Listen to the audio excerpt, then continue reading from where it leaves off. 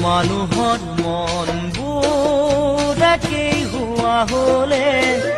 মৰম চেনেহ ভাল পোৱা একো নথকা হলে কাৰোৱেই নাভাগে হিয়া মৰো বুলি ভাবি মৰিব পৰা হলে পাহৰো বুলি পাহৰিব পৰা হলে কাৰো নহয়